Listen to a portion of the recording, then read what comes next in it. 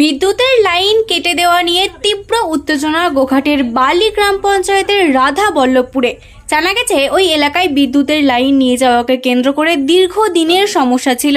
এরপর বিদ্যুৎ দপ্তরের পক্ষ থেকে শনিবার একটি বাড়িতে নতুন করে বিদ্যুৎ সংযোগ দেওয়া হয়। অভিযোগ, তারপরেই নাকি প্রতিবেশীরা পাত কাটি দিয়ে সেই বিদ্যুতের লাইনের সার্ভিসিং তার কেটে দেন। তাদের দাবি, তাদের জায়গার ওপর দিয়ে বিদ্যুতের লাইনটি নিয়ে যাওয়া হচ্ছিল। তারা বারবার আপত্তি করলেও তা শোনা হয়নি, তাই তারা ওই লাইন কেটে দিয়েছেন।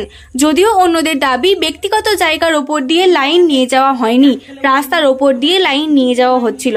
এখন দেখুন উভয় পক্ষ কে কি বলছেন। কালকে আমার বাড়িতে কারেন্ট টানা হচ্ছিল, উপর থেকে ইলেকট্রিক অফিস থেকে লোক আসছিল, এখানে তারা এভাবে টেনে দিয়েছে কারেন্ট, লাইনে চলে আসছে। ও গোপাল বৈরাগী কি করেছে, পাত কাটি দিয়ে, আমার ছেলেটা উপরে একটা বাচ্চা ছিল, আমি নিচে ছিলাম, ও কি করছে পাত কাটি দিয়ে করেছে আমাকে, আমার না স্বামী নাকি ধাক্কা দিয়ে ফেলতো, তাহলে আমিও শর্টকে মরে যেত। আর আমার মেয়েটা উপরে ছাদে ছিল, লাইন এমনি ছুটছিল, মেয়েটাও মারা হয়ে গেল, চালু ছিল মিটারে কারেন্ট। ও চালু অবস্থায় আপনাদের কারেন্ট কেটে দিয়েছে, কেবল লাইনের তার। আপনারা তখন কোথায় ছিলেন? আমার নিচে ছিল, কারেন্টের নিচে ছিল, আর বাচ্চাটা উপরে ছিল। তিনি কাটছে আর উনি নামে যাচ্ছে, নিচে ছিল, আমাকে সরিয়ে দিয়েছে বলে তাই। আর কেন কাটলো বলে মনে হয়? কেন বলতে ওই খুঁটি দিয়ে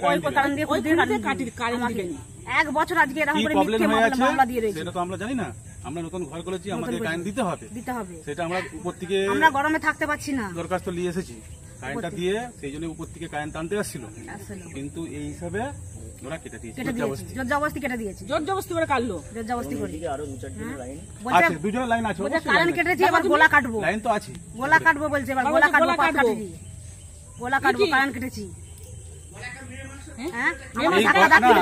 আরেকটা কথা, কোথায় যে 14 মাস আগে আমার এই ঘরটায় কারেন্ট টানার আগে কেসটা হয়েছিল, 14 মাস টানার আগে। তাহলে আমার নামে যে কেসটা হয়েছিল, সে কি হিসেবে কেসটা করেছিল তার তো জানা দরকার আছে, কারেন্টটা টানেনি তো, হ্যাঁ? তাহলে আমি কেসটা ডিগ্রি করে তুলে নিয়েছি, তারপরেও আবার কেস এরকম করার কি দরকার ছিল? অনেক বুঝানো হয়েছে, ওর দিকে অনেক বুঝানো হয়েছে, অনেক বুঝানো হয়েছে, পার্টির লোককে বুঝানো হয়েছে যে আপনারা কারেন্ট আমার দিন, আমি বাচ্চা নিয়ে বম্বে থেকে থাকতে পারছি না, আমি বাচ্চাকে নিয়ে।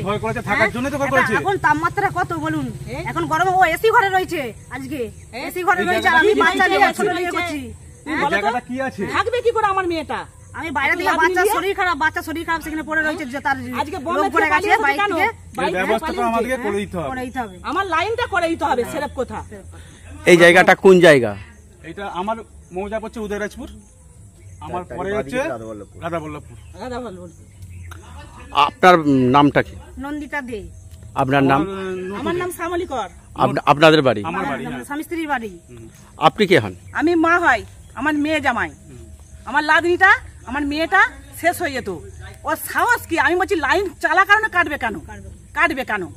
আমি এইটা চাইছি। সে কারেন্টটা বলতে পারতো যে না আমি দুবনি, কি একটা লোক ডেকে সে বলতে পারতো, সে আজকে এই জিনিসগুলো করে দিয়ে বলো তো, আজকে মানুষ তো মরে যেত। বলো তো তুমি আমাকে, হ্যাঁ? একটা ঘর বাড়ি থাকলে তো লাইন টানতে হবে, লাইন আছে। আর মেয়ের গায়ে কি করে হাত দিতে আছে তার ছেলেটা? আমি সরাচ্ছি, সে ছাড়েনি হাত দিয়ে। আমার মেয়েকে ধাকালে ফেলে দিয়ে চিরাচারি করে দিয়ে সরিয়ে দিয়ে এবার তার নখ আছে, তার হাতটাই লেগেই যাক, যাই হোক ছেলেটা, তারও আমার মেয়ের হাতে লেগেছে, একটা ঠেলাঠেলি হয়েছে, তার তরফে সে ব্যান্ডেজ করলে সব কেস করতে গেছে, এত মিথ্যবাদী। নাম কি? আমার নাম শ্যামলী কর। হ্যাঁ, কালকে আমি ছিলাম এখানেই, এই ইলেকট্রিক টানা নিয়ে এখানে একটা খুবই সমস্যা ঘটেছে প্রচণ্ড। আমাদের সামনে পাশে বাড়ি গোপাল বৈরাগী মহাশয়, উনি একটি ইলেকট্রিক চালু অবস্থায় থাকা সত্ত্বেও ইলেকট্রিক পরিষেবাটা বিচ্ছিন্ন করে দিয়েছে পাতকাঠি এবং বাঁশ দিয়ে। আমাদেরই পার্শ্ববর্তী পাশে বাড়ি করেছে, এটা হচ্ছে উদয়রাজপুর মৌজা, এটা রাধাবল্লভপুর মৌজা। এদিক দিয়ে পঞ্চায়েতের দীর্ঘদিন রাস্তা আছে, আমরা ছোটোবেলা দিকে দেখে আসছি এবং পাড়া প্রতিবেশী সবাই জানে। এবং আমাদের এই লাইনটা দেখতে পাচ্ছি, ইলেকট্রিক লাইনটা, এটা 2017-18 সাল থেকে আছে। এটা আমাদের গেট গিল কারখানা বা লেদ হয়েছে তার লাইন এটা, এবং এই পোস্টার দিয়েই ওনারা ইলেকট্রিক পরিষেবাটা নিচ্ছিলেন। যেহেতু বহুদিন ধরে আছে এবং রাস্তার উপর ইলেকট্রিক আছে, ওনারা এখন বলছেন যে আমরা এদিক দিয়ে নতুন করে ইলেকট্রিক নিয়ে যেতে দেবো না।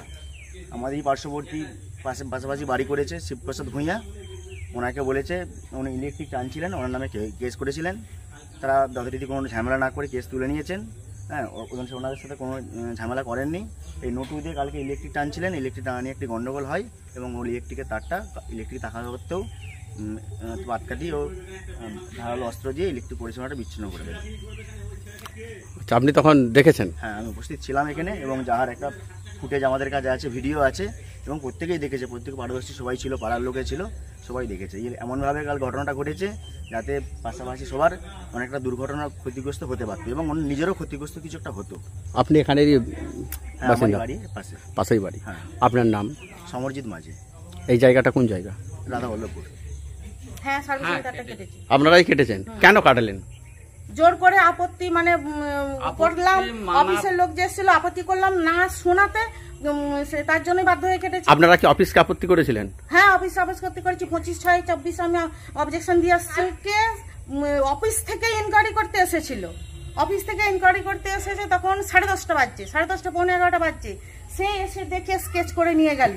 তারপরের মুহূর্তে 11টা তখন কটা বাজে, 11:30 না 12টার সময়, হ্যাঁ, অফিস থেকে উনি 2জন চলে এলো। তারা তাহলে অফিসিয়ালি কি আনঅফিসিয়ালি সেটা আমাদের কি অফিসের লোক সেটা তো আমরা চিনে বসে কে কে কে এসছে না এসছে, তাহলে কি করে এগুলো হয়? অফিস আমাকে একরকম বলছে, ওনাকে একরকম বলছে, সেটা কি করে হয়? দেখুন কি অবস্থা হয়েছে কালকে। আমার ছেলেটা তো গোটা হাত একবারে ইয়ে করে দিয়ে মুছিয়ে দিয়েছে, পুরো ইয়ে করে দিয়েছে, এই একদম পুরো ইয়ে হয়ে গেছে। ওই তোমার তার সরাতে যে তুমি আমার ফ্রন্টের জায়গায় এখানে থাকতে কি করে অন্য পরের ব্যক্তি, সেকেন্ড ফ্রন্টের ব্যক্তি কি করে লাইনটা লেগে যেতে পারে?